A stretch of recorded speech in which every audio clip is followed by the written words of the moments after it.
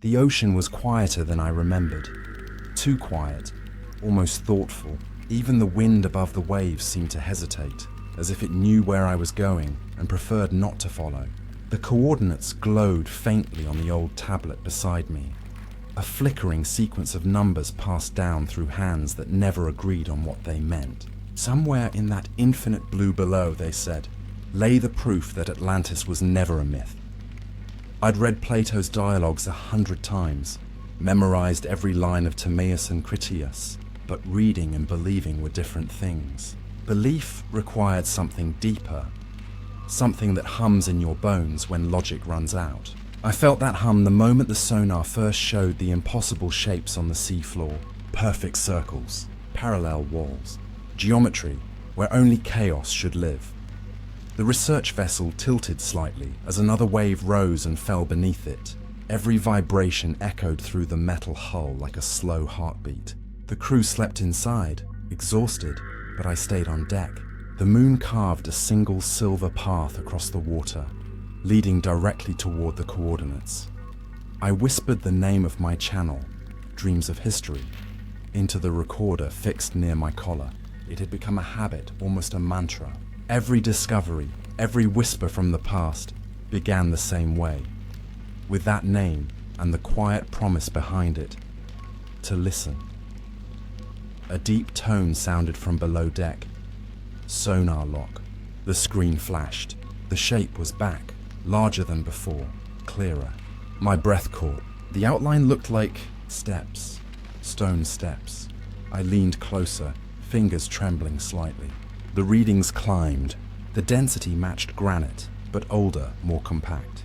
The computer flagged it as non-geological. My pulse synced with the beeping of the sonar. There was no doubt now. Atlantis, if that word still meant what it once did, was waiting beneath me.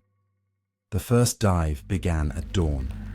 The ocean accepted me without hesitation, wrapping me in layers of blue that darkened with every meter. The light above fractured into ribbons, fading until only the glow from my suit remained. The headset crackled once, then silence. Just the slow hiss of air and the sound of my heartbeat amplified inside the helmet. At 320 meters, the water pressure pressed against me like a question. Are you sure? I was. The beam from my light cut through a curtain of silt, and then I saw it. Not rock, not reef, structure. Rows of massive blocks fitted together with impossible precision. Each stone bore faint lines, not carvings exactly, but resonant etchings that seemed to shimmer when the light touched them. I brushed away a film of sand and felt a faint vibration run through my glove, a pulse echoing back into my arm. The ocean floor hummed. I realized, in that instant, that Plato hadn't been describing a city in ruins. He'd been describing something that was asleep. I recorded everything, voice steady, though my heart wasn't. June 21st, 4:42 a.m., I said. Primary descent successful, structures confirmed, no biological growth on surfaces, material resembles crystalline granite. Energy reading minimal but consistent. Dreams of History, entry 1. The silt cleared a little more.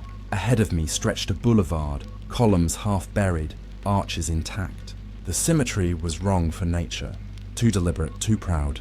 At the far end, a dark entrance yawned from the base of a pyramid-like mound. I felt the hum again, stronger now, vibrating through the water itself. It wasn't sound exactly, it was something older, a resonance that spoke in patterns the body understood before the mind did. I floated closer, every movement measured, every thought whispering the same sentence. This can't be real, and yet it was. The darkness thickened as I approached the pyramid base, the sand shifting in small clouds around my boots. The entrance loomed ahead, wide enough to swallow a ship, perfectly rectangular, edges sharp even after what must have been millennia. I hesitated at the threshold. The water temperature dropped suddenly, as though I had crossed an invisible boundary between the known and something older. My suit sensors flickered, briefly confused, then stabilized. I switched on the auxiliary lights. The beam touched the interior walls, Smooth stone, lined with thin metallic veins that glowed faintly blue. The hum that had followed me since the descent deepened into a slow, rhythmic pulse.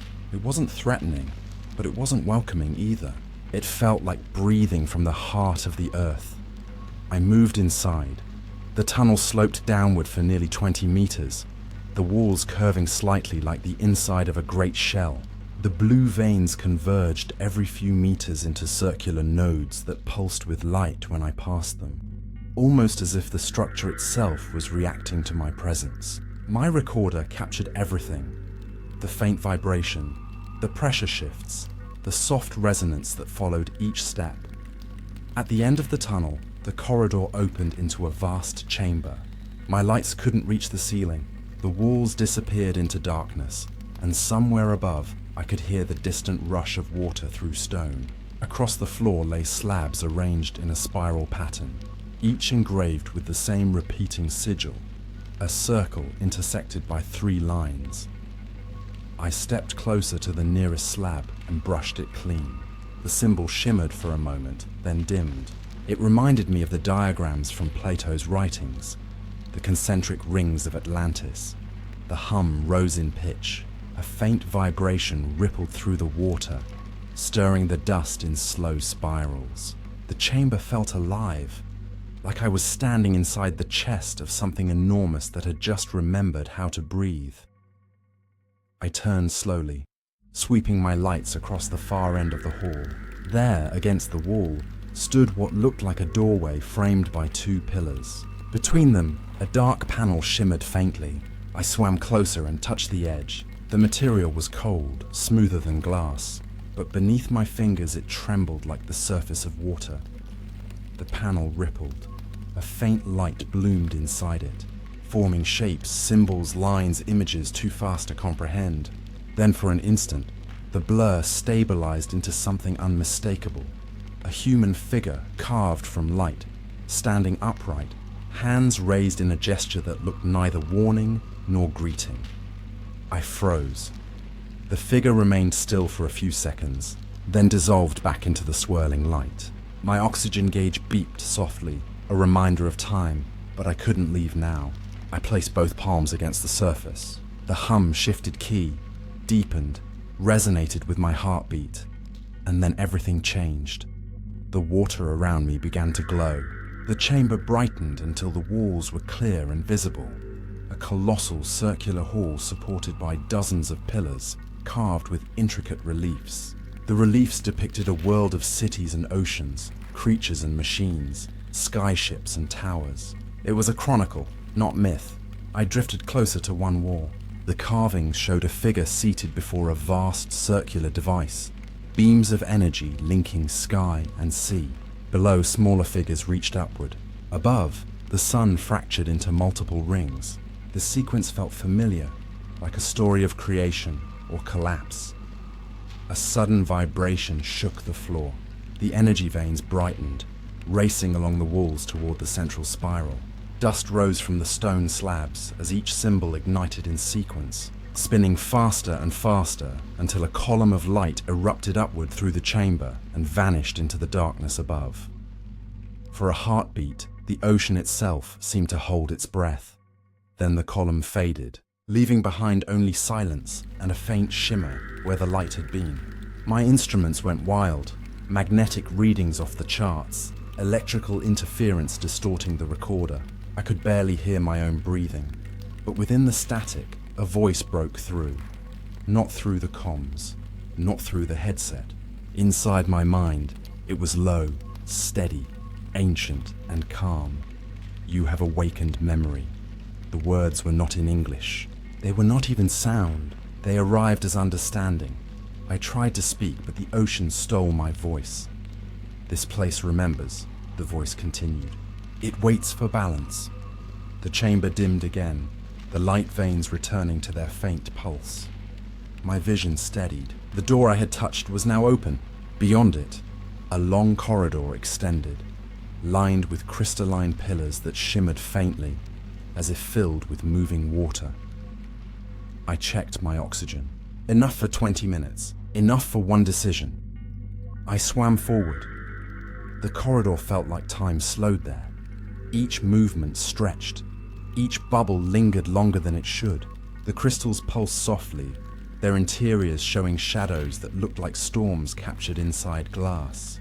When I brushed one, I saw flashes, images of cities, skies, faces, Atlanteans, vanishing the moment I blinked. Halfway through the corridor, the floor shifted beneath me. A new pattern appeared, brighter, like veins of gold in the stone.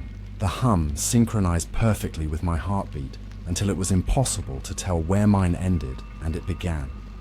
At the end of the passage, the space opened into a chamber smaller but more focused. At its center stood a pedestal holding a single sphere, metallic, dark, and humming softly. I hovered before it. The sphere was covered in micro-etched symbols that moved subtly, rearranging themselves in slow rotation. My light refracted on its surface, creating faint concentric ripples. I reached out. The moment my glove touched it, the hum stopped. Absolute silence. Then a pulse, so strong it pushed me backward through the water. The chamber blazed with light. My senses failed completely. For an instant, I saw the world above. Not through memory, but through the sphere's perception. Continents shifting, oceans rising, towers crumbling, and beneath it all, a heartbeat, patient and eternal. The voice returned, not destroyed, moved. The sphere dimmed, the light receded. My hands shook.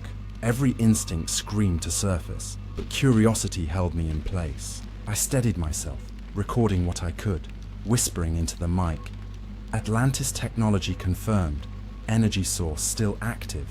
No sign of biological decay. This structure is alive. This is dreams of history. Signing entry 2. The hum returned, softer now, like a lullaby through stone. I backed away slowly, keeping the sphere in view until the corridor folded around it once more. When I emerged into the outer chamber, everything was quiet again. The light from above filtered weakly through cracks in the ceiling. I began my ascent, the currents carrying me upward through layers of shadow and light. At 200 meters, I turned once, looking down.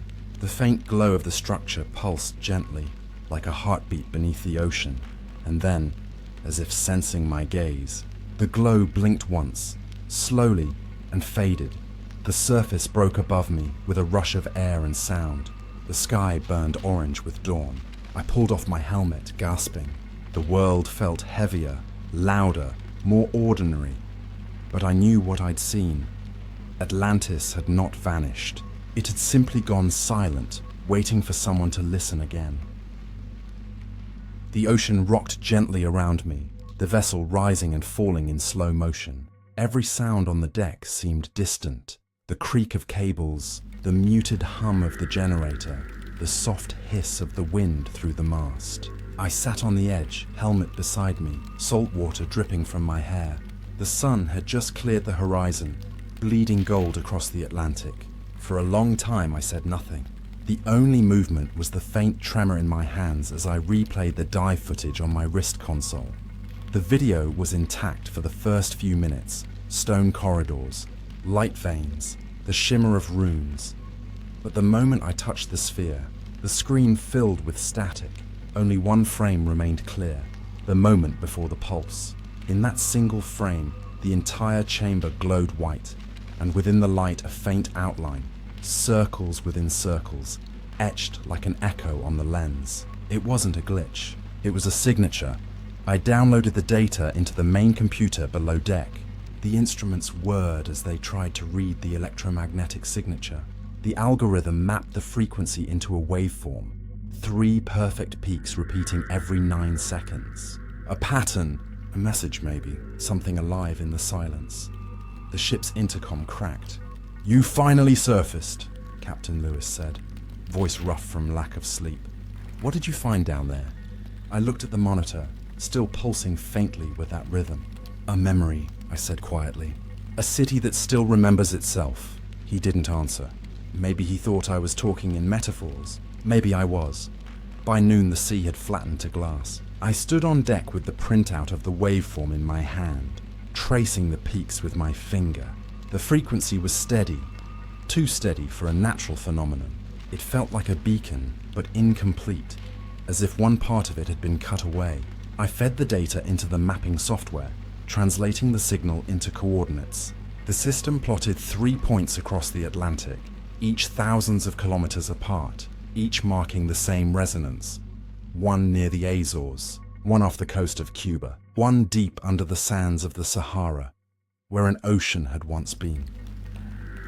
Plato's text came back to me then, every line about concentric islands, earthquakes, and floods. Beyond the Pillars of Hercules, he wrote, there lay a mighty empire which ruled the islands and parts of the continent.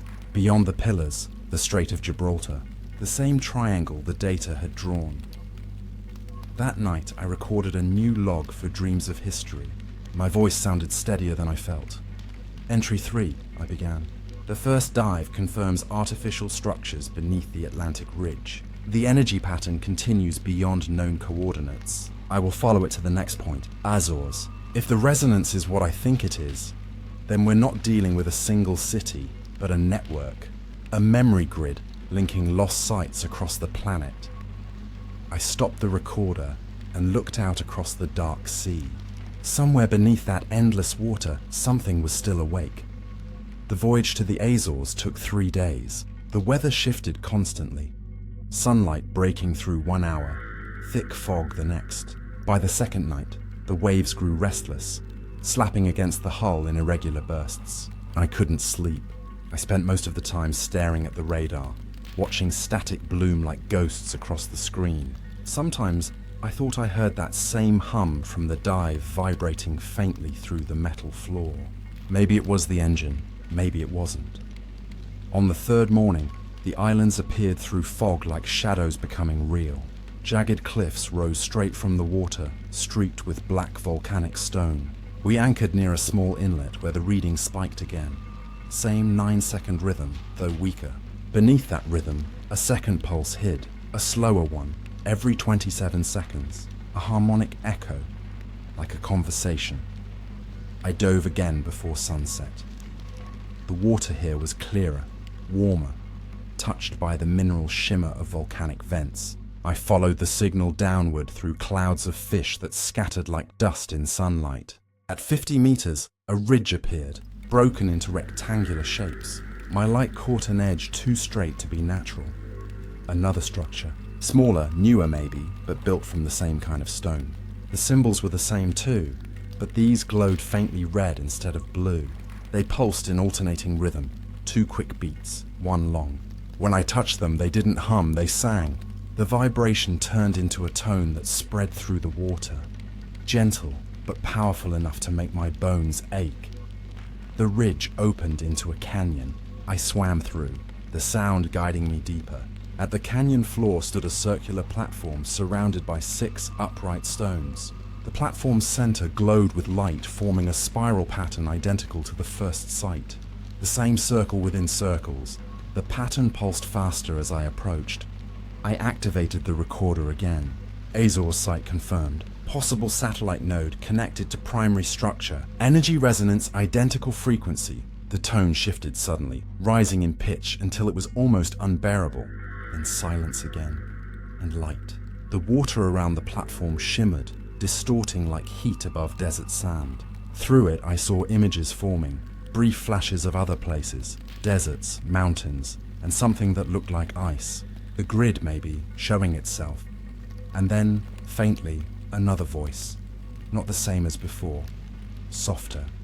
Female, perhaps. Layered with echo. 3 remain. The breath of Earth holds their memory.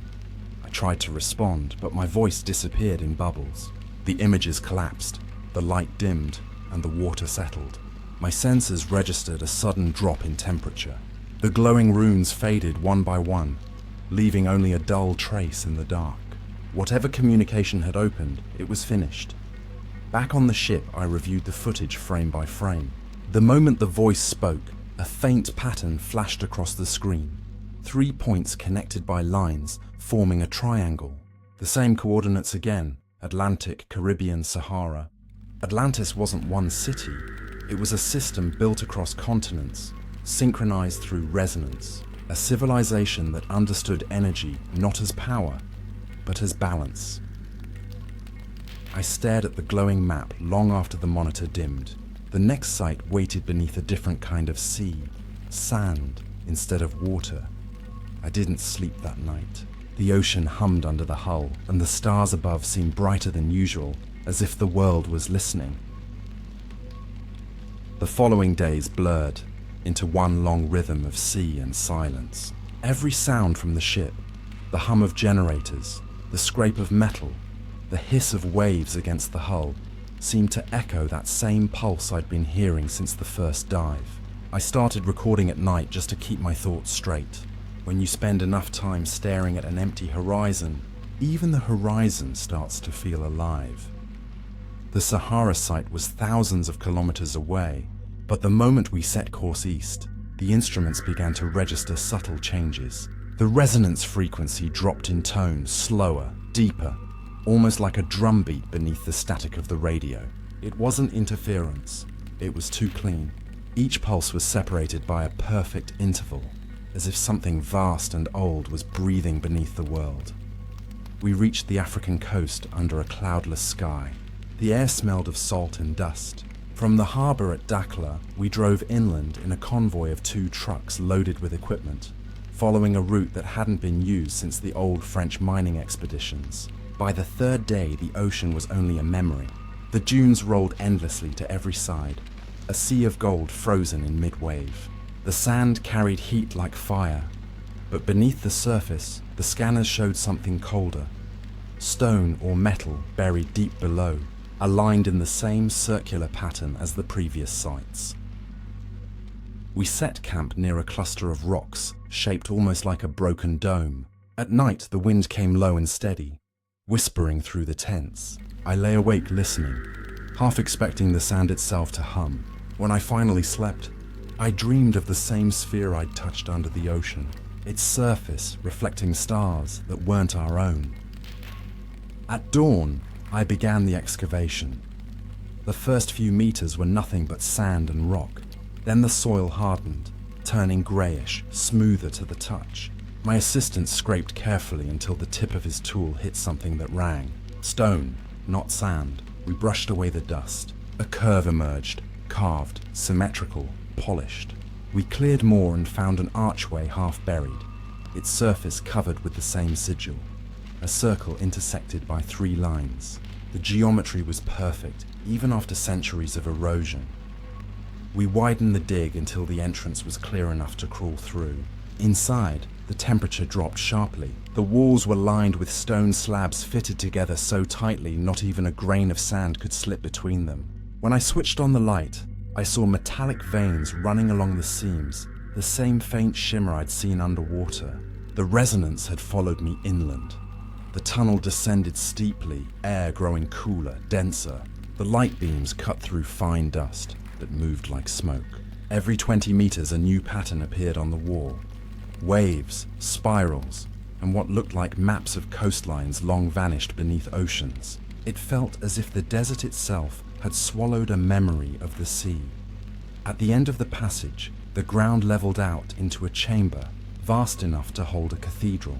The ceiling arched high above, its center a dome made of translucent stone that glowed faintly from within. At the center of the floor lay another circular platform, but this one was incomplete, cracked in several places, the outer ring missing.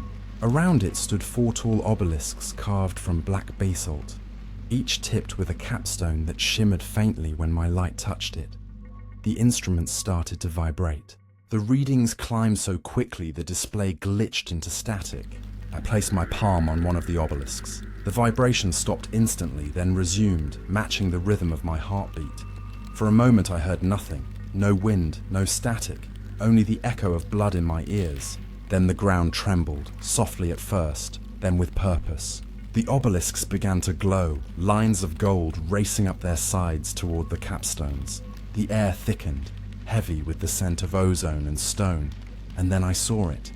Above the broken platform, light began to gather, forming a slow spiral. It wasn't like the light underwater. This was sharper, brighter, golden white. The spiral expanded until it filled the chamber, and within it, faint images flickered. Mountains, rivers, cities made of glass and stone, people moving through halls filled with light. I stepped closer, the recorder running, third sight active. Possible projection of historical data, I said softly, though my voice shook. The images sharpened. I saw an island ringed by water, a central tower rising from its heart, surrounded by concentric canals. Around the tower, bridges linked each ring. The architecture was both alien and familiar, Plato's description brought to life. But the scene wasn't peaceful. The skies burned red. The ocean surged over the walls. Lightning struck the tower, and the light collapsed inward as if pulled into a single point. The spiral contracted, spinning faster, until the entire island folded into itself and vanished. The projection faded.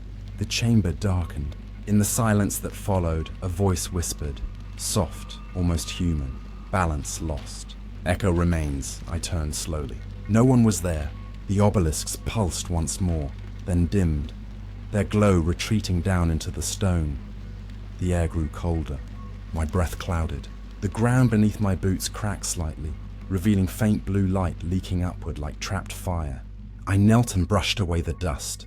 The crack widened into a narrow crevice, and beneath it I saw movement. Water. Clear, deep water flowing far below the desert floor. Atlantis had not sunk.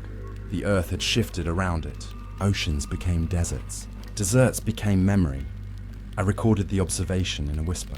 Subterranean waterway beneath Sahara site confirms theory of continental migration. Structures predate known civilization by at least 10,000 years. Dreams of history, entry 4. As I spoke, a vibration traveled up from the ground, faint but rhythmic. 3 slow pulses. I felt them in my chest, the same pattern from the Azores and the Atlantic Ridge. The grid was complete. Each site was still speaking to the others, waiting to be heard. When I climbed back into the sunlight, the horizon was already trembling with heat. The desert stretched endlessly, golden waves beneath a white sky. I looked back once at the excavation, the entrance half in shadow, and felt the hum still echoing through my bones. The story wasn't finished. The resonance was leading somewhere else, north maybe, or beyond what maps still showed. I lifted the recorder one last time that evening and said quietly, "The earth keeps its memories in the places we forget. I think we've only found the first verse of its song." The wind shifted, carrying sand across the dunes. In the distance, thunder rumbled, impossible under a cloudless sky. The thunder rolled again, low, distant, and wrong. It didn't come from above. It came from beneath the dunes, a slow shudder that trembled through the sand and up my spine. The air was still. No clouds, no wind. The kind of silence that comes just before something remembers itself. I crouched near the excavation and pressed my hand to the ground. The vibration was steady, deep, following the same rhythm as the pulse from the obelisks. Every third beat carried a faint echo, as if the earth were answering itself. The instruments back at camp began to chirp and whine, magnetic interference off the charts. The compass spun uselessly. Then the radio crackled. Static first, then fragments of voices. Not human voices exactly, but layered frequencies shaped into syllables. For a few seconds the words almost made sense. Follow the breath, where the water sleeps. The signal cut out. The wind returned, slow and warm, stirring the dunes into motion. By nightfall the sky was violet, the stars just beginning to burn through. I climbed a nearby ridge, watching the camp lights flicker below. The desert glowed faintly under the moon, a pale sea of shifting glass. Somewhere under that silence, the grid continued to hum. I replayed the data from the day's scan, looping the pulse over and over. Each time, the computer adjusted the signal to account for distance and echo. When I layered all 3 sites, the Atlantic, the Azores, the Sahara, the pulses merged into a single repeating pattern. The waveform looked like a spiral collapsing inward, then blooming outward again, infinite and perfect. The pattern wasn't random. It was a map. I fed the merged frequency into the old star chart software. The program processed, stalled, then rendered a globe of faint blue light hovering above the screen. 3 glowing points appeared where the sites were, lines arced between them, curving across the continents until they met in one last point far to the north, just beyond the Arctic Circle. Greenland. I stared at the coordinates. The software overlaid the modern map with a reconstruction of the ice sheets 10,000 years ago. The spot sat on what would have been open sea in the late Pleistocene, before the floods, before the tilt of the planet changed the coastlines. The voice from the Azores came back to me, quiet and echoing. 3 remain. The breath of Earth holds their memory. 3 sites found, 1 still sleeping. I opened the recorder, my voice steady despite the tremor in my hands. Entry 5. Composite frequency triangulated to final location near the Greenland continental shelf. If readings are accurate, it predates the last glacial maximum, departing within 48 hours. The wind sighed across the ridge, carrying sand like whispering surf. Somewhere far below, I thought I heard that same low hum rising again, faint but insistent, as if the desert were telling the ocean where to find me next. I don't want to flood you with too much text in one go or risk losing parts of it. Here's the next continuous piece of the story that picks up as the expedition moves toward the Arctic.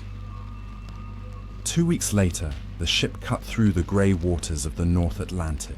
The air had turned sharp, every breath stinging like ice. Icebergs drifted past like fragments of another world, blue-white and silent. The hum of the engines blended with the rhythm I'd begun to recognize in everything, the slow pulse that had followed me from the first dive. It was faint here, carried more through the bones of the ship than through sound. The coordinates pointed toward a stretch of ocean 100 kilometers off Greenland's coast, an area the charts listed as a shelf of unstable seabed. Nothing should have survived there, but the readings grew stronger the closer we came. Every 12 minutes the monitors flashed, registering an electromagnetic surge so regular it could only be deliberate. We arrived under a pale sky that never truly darkened, a sun that refused to set, hanging low in silver. The water was calm, almost oily, reflecting the sky in broken pieces. When the anchor dropped, the signal doubled in strength. At midnight the crew turned in. I stayed on deck, watching the light fade from steel grey to indigo. The sea felt like a held breath. I turned on the recorder. Entry 6. Arctic coordinates reached. Resonance peak confirmed at 300 meters. Preparing to dive. The water was colder than I'd ever known. The moment I descended, the ocean pressed in like a living thing. At 50 meters, the light vanished completely. I switched on the lamps. Beams of pale gold reached outward and were swallowed by the dark. At 100 meters, the sensors lit up, lines of energy tracing themselves through the silt below, converging into spirals that glowed faintly under the sediment. Then the seabed dropped away into a canyon. I followed the glow down. The walls were lined with something that looked like glass but wasn't. Too solid, too smooth. The further I went, the clearer the structure became. Pillars rising from the depths, massive and symmetrical, their tops vanishing into darkness above. The pulse was deafening now, not as sound but as pressure. Every beat moved through my chest. I reached the canyon floor and there it was, an enormous circle of stone and metal half buried in silt, 10 times larger than the chamber beneath the Atlantic. At its center stood a spire that stretched into the gloom, pulsing with white light like a slow heartbeat. I moved closer. The silt parted easily, revealing symbols etched in relief, different from the others, sharper, as if carved yesterday. I brushed a finger across one and felt warmth through my glove. The hum changed. A soft vibration rippled through the water. Light streamed from the spire, running outward in veins until it reached the edges of the circle. The ground began to move, not a collapse but an awakening. The floor rotated, slow but deliberate. The voice returned. Not inside my head this time. It came from everywhere, low and steady. The memory completes itself. A column of light erupted from the spire, slicing upward through the dark. My instruments died instantly. I floated there, caught in the current, watching as shapes formed within the light, rings within rings, continents reshaping, seas retreating, mountains rising. The vision shifted again. Cities shimmered beneath clear skies, people walking streets of glass and stone, energy coursing through the air like invisible rivers. Then water, endless water rushing in from every side. The light collapsed, pulling everything with it. When the current stopped, the chamber was quiet again. The spire dimmed to a steady glow. I realized I was shaking. I spoke into the dead recorder anyway, voice rough through the helmet. Atlantis wasn't lost. It moved. The network still functions. The grid is alive beneath the earth. I looked up through the dark water toward the faint shimmer of the surface. For a heartbeat, I thought I saw the stars reflected there, not as they are now, but as they once were, before the tilt, before the flood. Then the vision faded. I began my ascent, every meter feeling heavier than the last. The hum followed me, quieter now, more like a heartbeat than a sound. When I broke the surface, the sky had turned pale silver again. The ship rocked gently, unaware. I pulled myself over the railing, breathing hard. The world looked the same, but it wasn't. The pulse was still there, buried under the noise of waves and engines. Once you've heard it, you can't unhear it. I sat on the deck, eyes on the horizon, and whispered the closing words for my log. This is Dreams of History. The memory of Atlantis remains. It never drowned. It waits, patient as the sea itself. The wind shifted, carrying the faintest hum across the water, as if the world had answered back. For 3 days after the final dive, the sea refused to calm. The waves rolled without direction, slow and heavy, as if stirred by something deep beneath them. Instruments across the deck flickered in random bursts. Compasses spun, GPS locked and unlocked in loops. The crew blamed magnetic storms, but I knew better. The pulse had reached the surface. At night, the ocean glowed faintly. Bands of pale light sweeping just below the waves, too even to be bioluminescence. They moved like breath, expanding and contracting, spreading outward in slow, concentric rings. The rhythm matched the one still echoing in my chest. On the 4th morning, the world fell still. No wind, no swell. Even the gulls circling above were silent. I stood on the deck with my recorder in hand, waiting for something I couldn't name. It came as a whisper of motion through the water, so subtle that it looked like the ocean inhaling.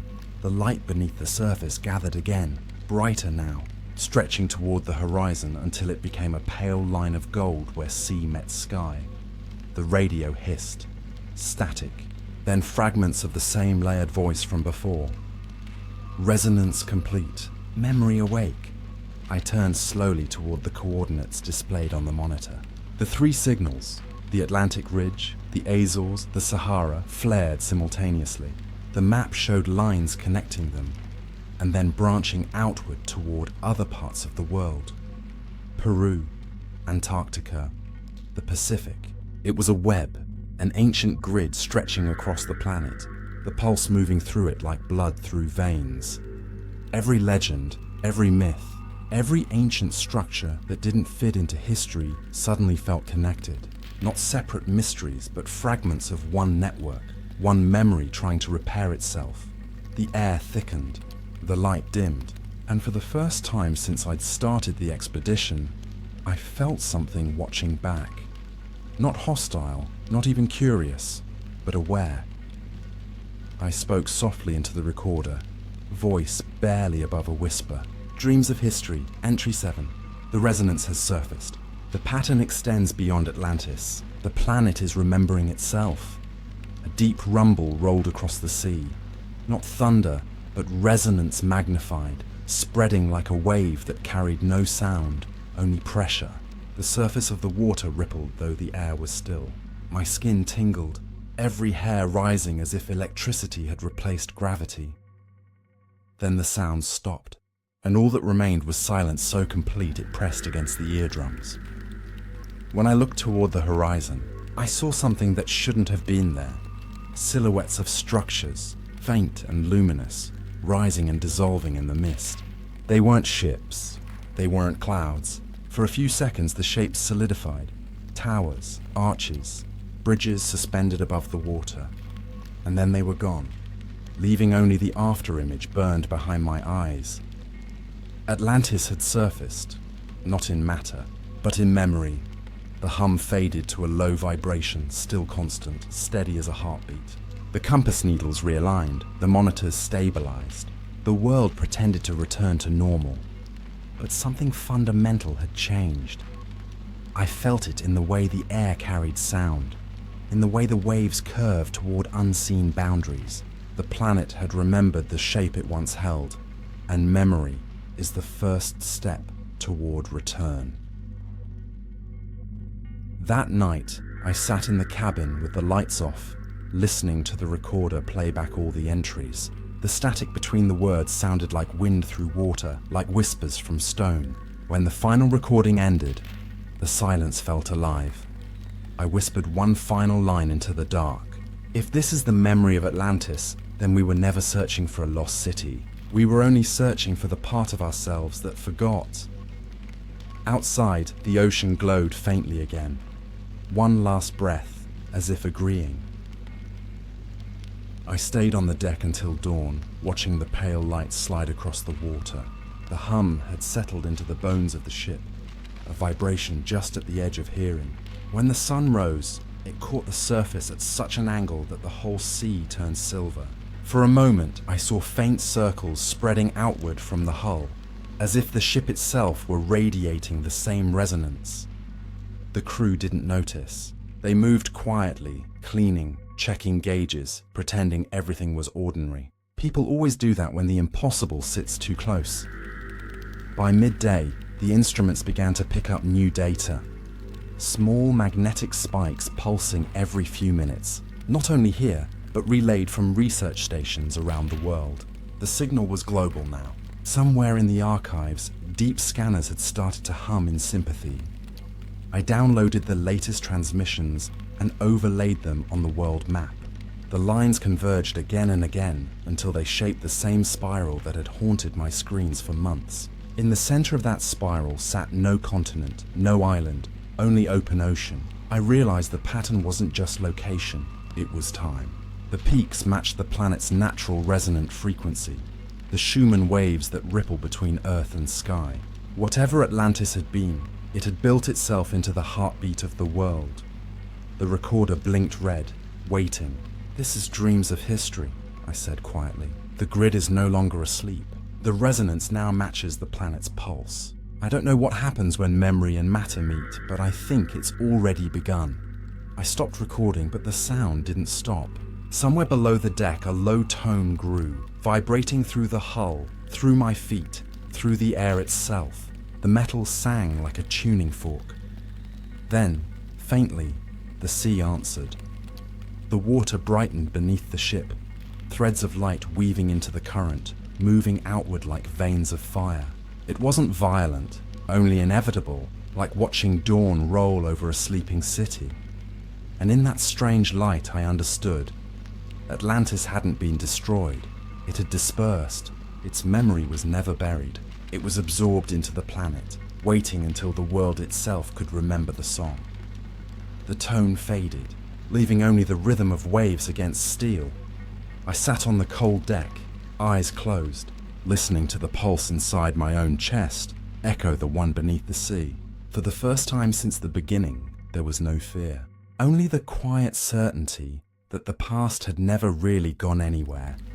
It had been humming under our feet all along, waiting for someone to hear. The following weeks blurred into a rhythm that felt both alien and familiar. Wherever we sailed, instruments pulsed with the same faint energy. Even the weather shifted in sync with it, storms forming and dispersing faster than models could predict, auroras flickering at latitudes where they didn't belong. When I sent the data to colleagues across the world, the replies came back laced with disbelief. Magnetometers in Chile, seismographs in Japan, radar arrays in Greenland. They all reported a strange harmonic interference appearing at the same intervals. Some called it a solar anomaly. Others said it was the ocean floor adjusting. I said nothing.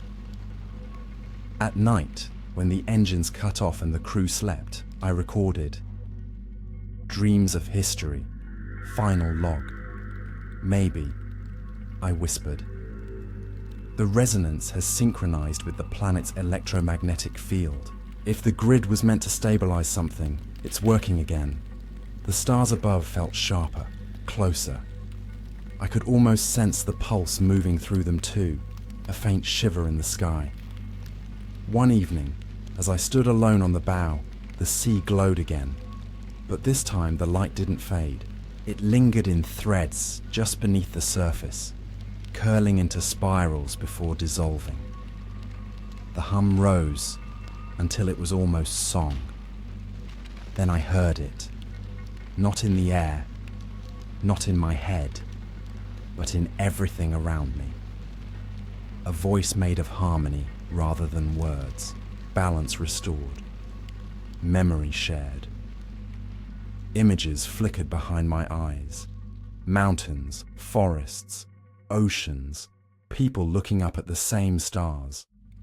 The resonance was moving through them, through us, like a heartbeat returning to a body.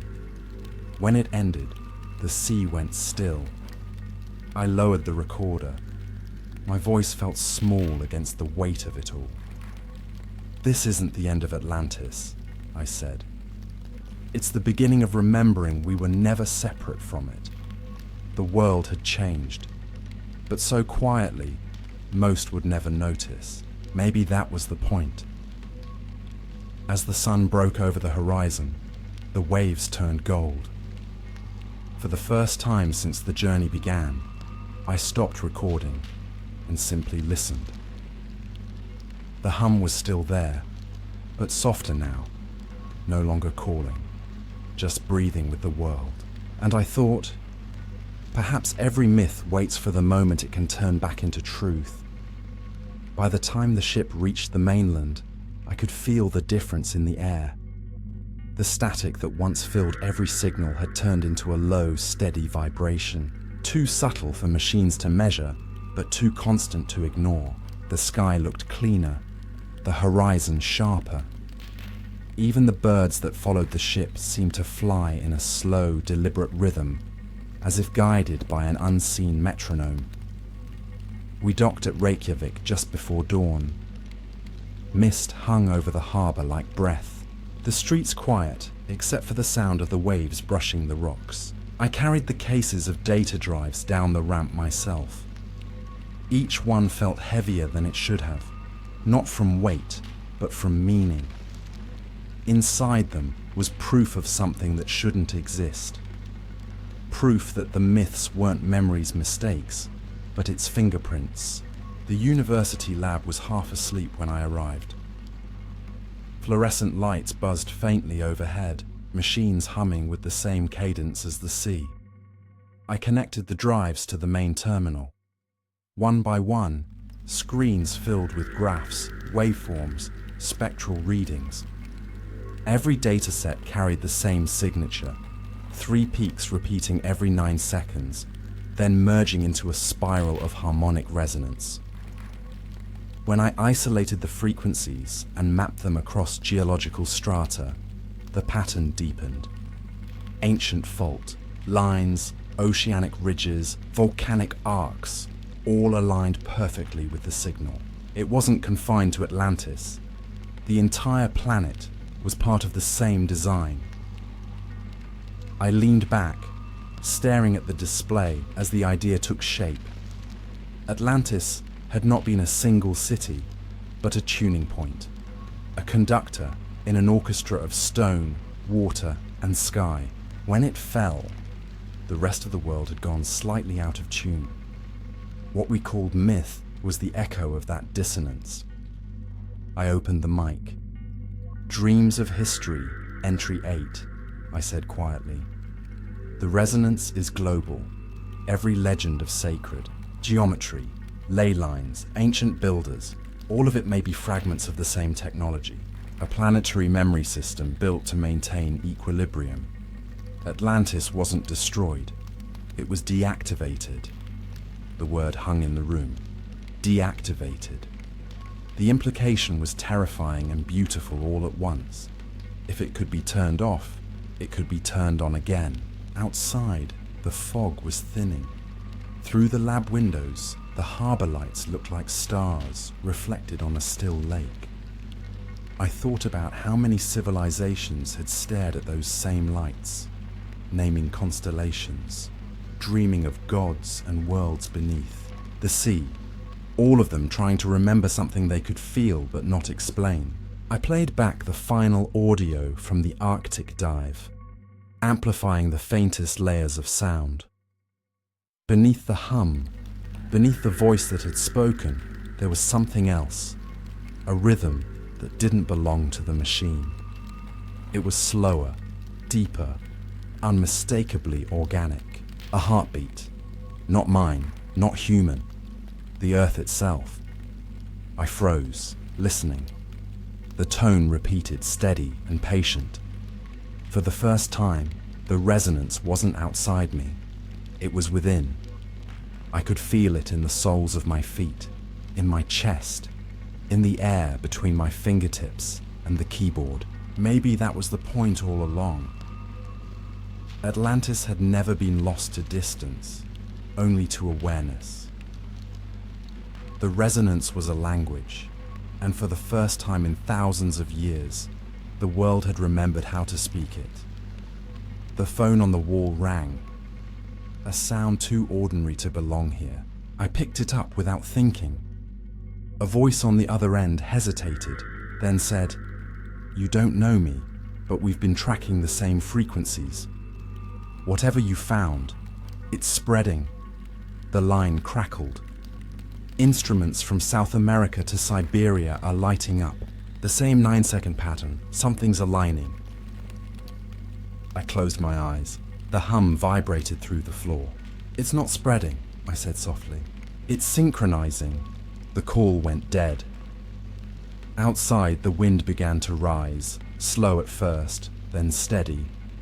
A low, rolling current that carried a faint sound with it, like distant singing. The lights in the lab flickered, monitors pulsed in rhythm. The planet was tuning itself. I stepped outside into the mist, the air alive with static. The sea glowed faintly, just as it had above the ruins. The resonance had reached land. For a moment, the harbour water stilled completely, reflecting the clouds and the rising sun. Then, far out on the horizon, a shimmer appeared, circles of light expanding outward, silent but visible, as if something beneath the sea had exhaled after a very long sleep. I stood there until the glow faded, the hum still moving through the ground beneath my boots. Whatever was happening now was no longer research. It was remembrance. The earth was remembering itself, and in doing so, it was teaching us to listen again. I lifted the recorder one final time, not to document but to bear witness. "Dreams of history," I whispered. The myth was never about a city. It was about us, all of us, learning to remember what we are part of. The wind softened. The hum became breath, and somewhere deep beneath the sea, the pulse of Atlantis continued, patient as eternity. Weeks passed. The data spread faster than I could contain it. What had started as whispers between research stations became front-page headlines in languages across the world. Geomagnetic anomalies, synchronized pulses in the oceans, unexplained global resonance. Everyone had a name for it. Some called it the planetary choir. Others called it the return signal. I called it silence, learning how to speak again. People began to feel it, even if they couldn't measure it. Farmers wrote that their soil seemed richer, the crops stronger. Divers in the Pacific described the water vibrating softly around them. Astronomers claimed the ionosphere had shifted in frequency, just enough to alter the color of auroras. The world wasn't ending, it was tuning. I stopped sending reports after a while. Science demanded repetition, control, dissection, and none of that belonged here. This wasn't a phenomenon to be solved. It was a conversation to be heard. At night, I'd walk the coastline. The sea still carried that faint blue shimmer, almost invisible under the moon, but always there, like veins beneath skin. The sound was quieter now, not a hum, but a rhythm that matched my heartbeat without forcing it. The first time I returned to the site of the Atlantic dive, the coordinates didn't exist anymore. The sonar showed only smooth seabed. The ruins had folded back into the earth, the way coral hides itself after a storm. I didn't feel disappointment. I felt gratitude. Some secrets are meant to be remembered only once, long enough to change the way you see everything that isn't secret. Back on land, messages poured in from listeners of dreams of history. They weren't asking for proof. They were describing dreams. Dreams of standing in vast chambers of light, of hearing voices in languages they didn't know but understood. Dreams of the sea breathing, of cities that were not ruins but reflections of something beneath the world's surface. Different people, different places, all dreaming the same dream. Maybe the resonance wasn't waking the planet. Maybe it was waking us. One evening, I set up the microphone in the old study. The same recorder that had captured the hum now waited in the quiet. I took a deep breath and began. "This is the final broadcast of Dreams of History," I said softly. "For months we've followed echoes through water, sand, and stone. We've chased what we called Atlantis. But Atlantis was never a place, it was a pattern. A way the universe remembers itself through us. Every heartbeat, every wave, every storm and whisper. They're all part of one long conversation between matter and memory. We forgot how to listen, and for a time, the world went silent. But silence was never absence. It was only waiting." I paused, listening to the faint static. "Wherever you are tonight," I continued, "step outside, close your eyes, breathe. You'll hear it if you're quiet enough. The hum beneath the wind, the pulse in the earth, the faint sound of the ocean, even if you're miles from it. That's the same song that carried our ancestors, that built our myths, that kept Atlantis alive in memory until we were ready to hear it again. The past isn't behind us, it's beneath us, above us, and within us." The light from the window shifted, thin gold across the microphone. I smiled. "Dreams of History isn't about answers," I whispered. "It's about remembering that the questions were always the bridge back home." I pressed stop. The recorder clicked softly, then fell silent.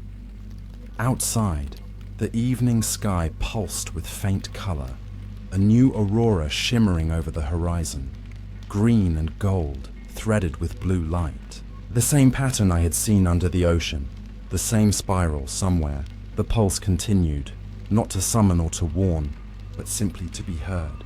And in that quiet moment, the world breathed. One slow, patient breath that felt like it had waited thousands of years just to begin again. And as the echoes fade into the distance, remember, history never truly sleeps. It dreams through us, in every heartbeat, every whisper of the sea, every question that dares to reach beyond time. Atlantis was not lost beneath the waves. It was waiting within the silence, waiting for us to listen again. If this story found you tonight, perhaps it was never just a story, but a memory calling you home. This is Dreams of History, where the past breathes, the forgotten awaken, and the mysteries of time find their voice once more. Until next time, keep listening to the hum beneath the world.